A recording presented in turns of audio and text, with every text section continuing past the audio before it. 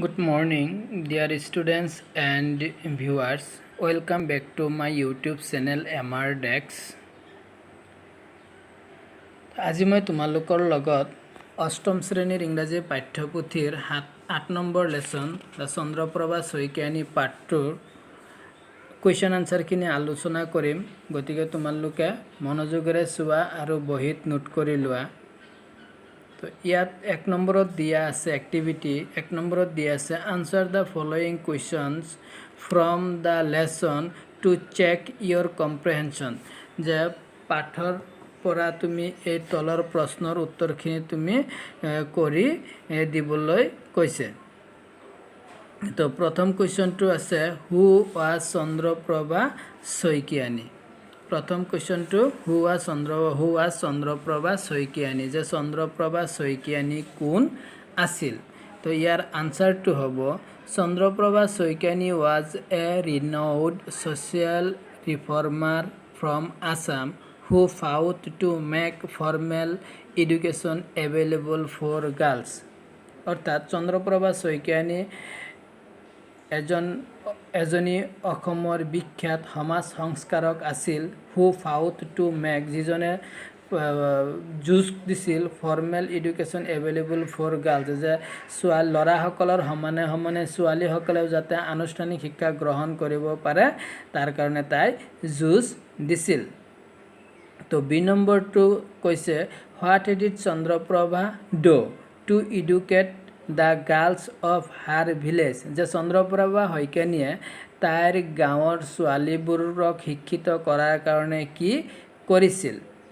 তো আনসাৰটো হ'ব to educate the girls of her village, যে তাইৰ গাঁৱৰ ছোৱালীবোৰক শিক্ষিত কৰাৰ কাৰণে Chandraprabha gathered the girls of her village, যে চন্দ্ৰপ্ৰভাই তাইৰ গাঁৱৰ ছোৱালীবোৰক একত্ৰিত কৰিছিল।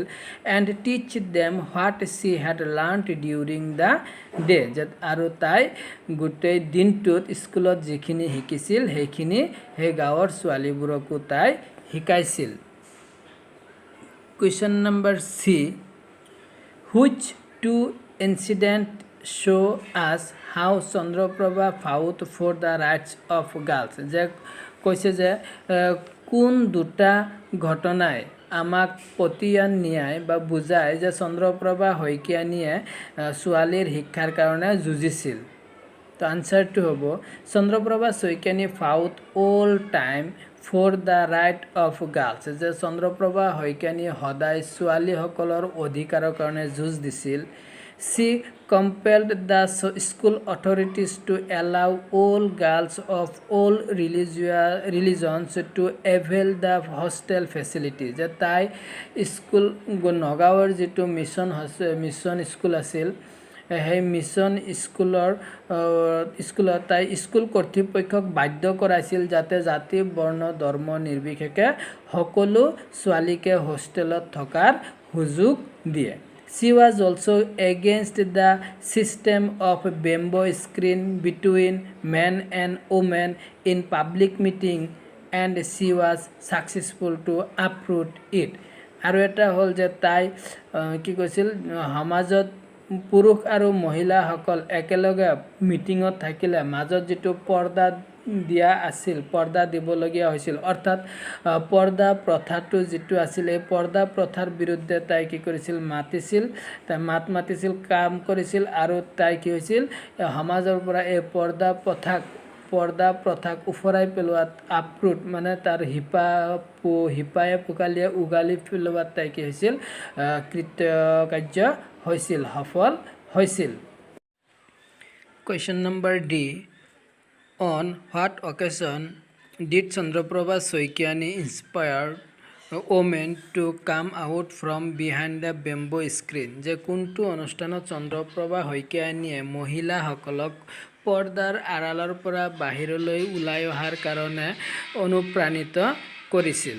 তো ইয়াৰ আনসাৰটো হ'ব আনসাৰ ইন দ্য আছাম সাহিত্য সভা সেশ্যন হেল্ড ইন 1925 এট নগাঁও, যে 1925 চনত নগাঁৱত অনুষ্ঠিত অসম সাহিত্য সভাৰ যিখন অনুষ্ঠান আছিল সভা আছিল চন্দ্ৰপ্ৰভা শইকীয়ানী ডেলিভাৰ্ড এ পাৱাৰফুল স্পীচ। সেই সভাত চন্দ্ৰপ্ৰভা শইকীয়ানীয়ে এক খুব মানে শক্তিশালী এটি ভাষণ দিছিল and inspire women to come out from behind the bamboo screen, আৰু মহিলাসকলক বেম্বো স্ক্ৰীণৰ বাঁহৰ বেৰৰ পিছফালৰ পৰা অৰ্থাৎ পৰ্দাৰ আড়ালৰ পৰা বাহিৰলৈ ওলাই অহাৰ কাৰণে অনুপ্ৰাণিত কৰিছিল।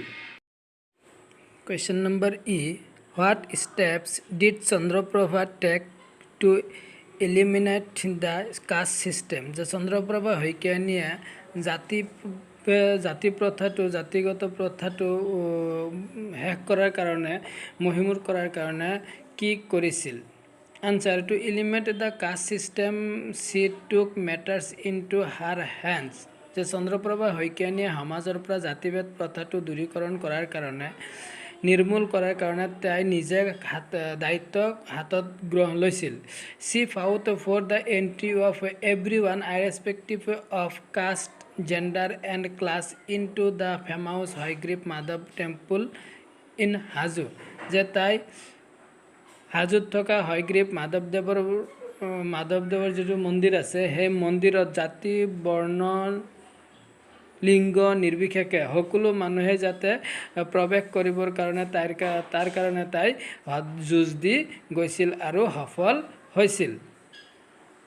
F number: What was Chandraprabha Shoikiani's role in freedom movement of India? যে ভাৰতৰ স্বাধীনতা সংগ্ৰামত চন্দ্ৰপ্ৰভা শইকীয়ানীৰ ভূমিকা কি আছিল?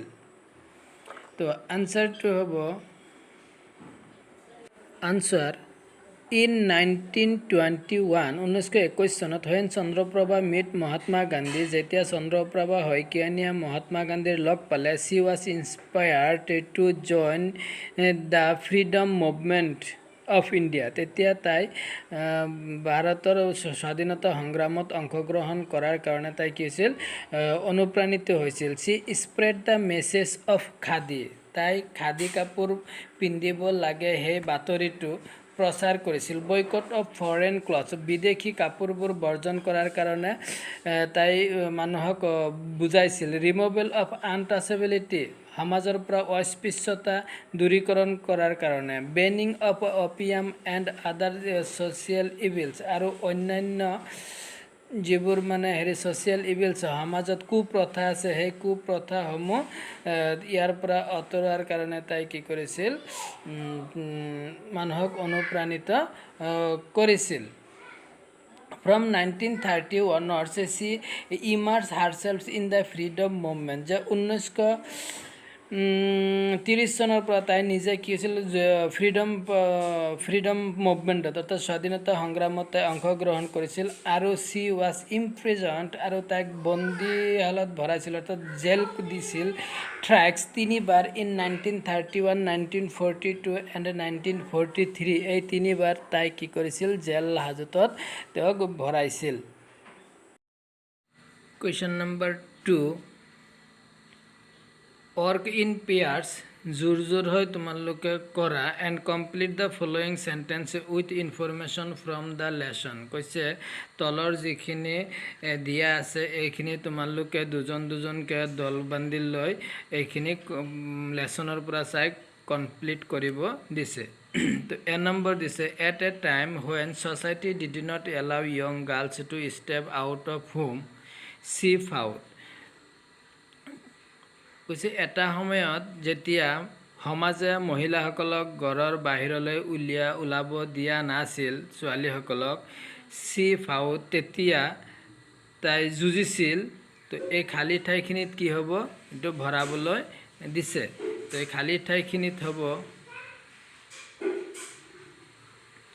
to make formal education available for girls। ছোৱালীসকলৰ বাবে আনুষ্ঠানিক শিক্ষা উপলব্ধ কৰাৰ কাৰণে তাই যুঁজ দিছিল। B number in those days girls schools did not exist। কৈছে সেই সময়ত ছোৱালীসকলৰ অৰ্থাৎ বালিকা বিদ্যালয় নাছিল অৰ্থাৎ ছোৱালীসকলৰ বিদ্যালয় নাছিল। চন্দ্ৰপ্ৰভা, গতিকে চন্দ্ৰপ্ৰভা তাৰপিছত কি হ'ব তো পিছত হ'ব did not wading through mud to attend a school which only had boys and was situated several kilometers away. তো ইয়াত হ'ব যে তাই বোকাপানী থকা সত্ত্বেও স্কুললৈ যাবলৈ কুণ্ঠাবোধ কৰা নাছিল আৰু স্কুলটো ইহঁতৰ অঞ্চলৰ পৰা বহু দূৰত আছিল।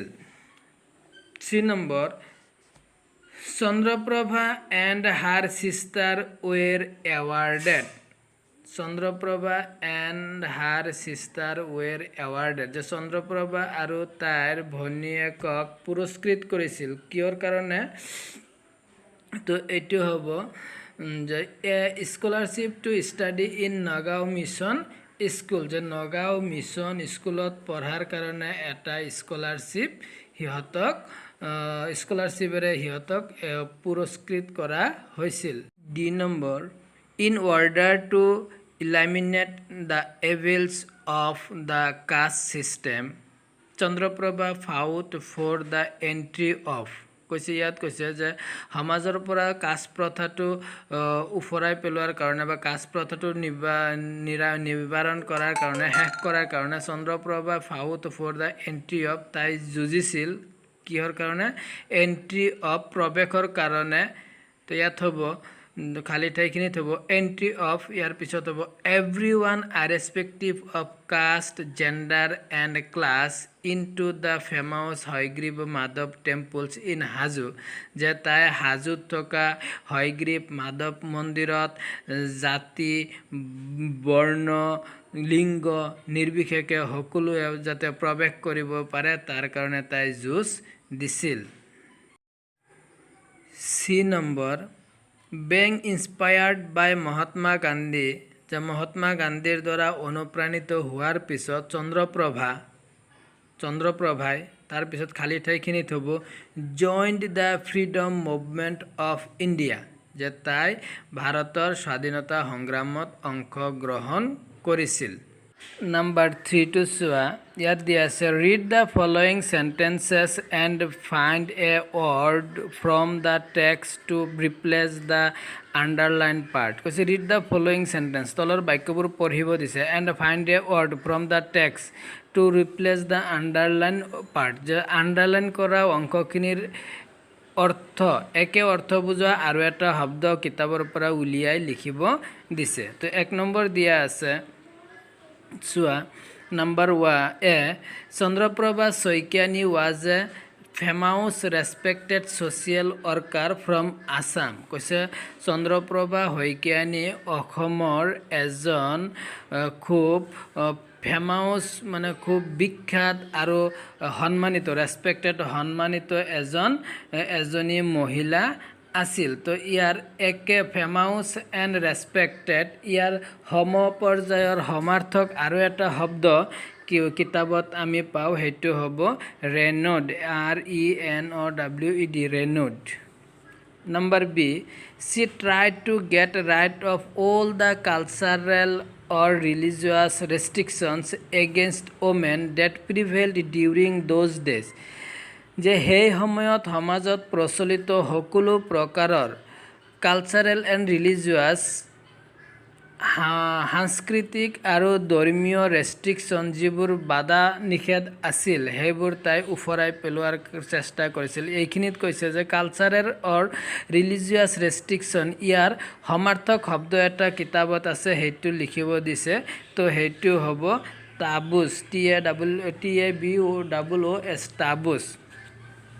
Number C, Chandraprabha refuse to accept, তাই গ্ৰহণ কৰিবলৈ অস্বীকাৰ কৰিছিল এন কুৱেশ্যন আৰু প্ৰশ্ন উত্থাপন কৰিছিল দ্য প্ৰিভেইলিং কাষ্টম, সমাজত প্ৰচলিত ব্যৱস্থা ৰীতি of women cheating behind bamboo screen in the public meeting, যে পাব্লিক মিটিঙত যেতিয়া পুৰুষ মহিলা থাকে তেতিয়া মহিলাসকল পৰ্দাৰ বেম্বো স্ক্ৰীনৰ পিছফালে থাকিব লাগিব। এই প্ৰচলিত এই প্ৰথাটোৰ তাই বিৰোধিতা কৰিছিল, এইটো গ্ৰহণ কৰা নাছিল আৰু ইয়াৰ ওপৰত তেওঁ প্ৰশ্ন উত্থাপন কৰিছিল। Refuse to accept and question এইখিনিৰ সমাৰ্থক অৰ্থ আৰু সমাৰ্থক শব্দ আৰু এটা হ'ল সেইটো হৈছে তাই কি কৰিছিল চেলেঞ্জ কৰিছিল challenge number D she was strong in her attitude তাই তাইৰ স্থিতিত প্ৰবল হৈ আছিল এগেইনষ্ট ছ'চাইটিজ ৰেষ্ট্ৰিকশ্যন সমাজৰ যিবোৰ বাধা নিষেধ আছিল তাৰ বিৰুদ্ধে and her protest against the norm of society was not conform to a particular incident যে তাৰ এই যিবোৰ মানে ইচ্ছা তেওঁৰ যিবোৰ এই প্ৰটেষ্ট বিৰোধিতা এইবোৰ কেৱল মাত্ৰ এটা ক্ষেত্ৰতে এইটো সীমাবদ্ধ হোৱা নাছিল তাই সকলো ক্ষেত্ৰতে এই লৈ পেলাই তাই কি কৰিছিল মাতিছিল বিৰোধিতা কৰিছিল ষ্ট্ৰং ইন হাৰ এটিটিউড তো ইয়াৰ সমাৰ্থক শব্দ এটা কিতাপত আছে সেইটো হৈছে staunchly STANCHLY staunchly number E Whenever she saw any injustice যেতিয়াই তাই কোনো অন্যায় দেখিছিল হাৰ ডেজায়াৰ তেওঁৰ যিটো desire to resist authority rose to the occasion তাইৰ যিটো মানে অভ্যন্তৰীণ আধ্যাত্মিক যিটো চিন্তা আছিল সেইটো সদায় কি কৰিছিল তাৰ বিৰুদ্ধে মাত মতাৰ কাৰণে অন্যায়ৰ বিৰুদ্ধে মাত মতাৰ কাৰণে কি কৰিছিল এইটো জাগ্ৰত হৈছিল তো হাৰ ডেজায়াৰ টু ৰেচিষ্ট অথৰিটি এই আণ্ডাৰলাইন হৈ থকা শব্দৰ সমাৰ্থক শব্দ এটা কিতাপত আছে সেইটো হ'ল ৰিবিলিয়াছ স্পিৰিট 4 ইয়াত দিয়া আছে চোৱা listen to your teacher read out the first paragraph of the lesson as you listen complete the table below with information about Chandraprabha Saikiani কৈছে পাঠটো শিক্ষকে পঢ়াৰ পিছত তুমি শুনিব লাগে শুনি পেলাই তুমি এই যিটো তলৰ টেবিলটো দিয়া আছে টেবিলত যিখিনি তথ্য দিয়া আছে ইনফৰমেশ্যন দিয়া আছে চন্দ্ৰপ্ৰভা শইকীয়ানীৰ বিষয়ে সেইখিনি পূৰাব লাগে তো এতিয়া পাঠটো আগতে যিহেতু বুজোৱা হৈছে তোমালোকে কোনোবাই যদি মোৰ ভিডিঅ'টো চোৱা নাই তেন্তে ভিডিঅ'টো চাবা দুটা পাৰ্টত দিয়া আছে পাৰ্ট 1 পাৰ্ট 2 বুজি ল'বা তাৰপিছত ইয়াৰ আনচাৰখিনি হ'ব চন্দ্ৰপ্ৰভা শইকীয়ানী এইখিনিত হ'ব a renowned RENOWNED renowned social reformer from Assam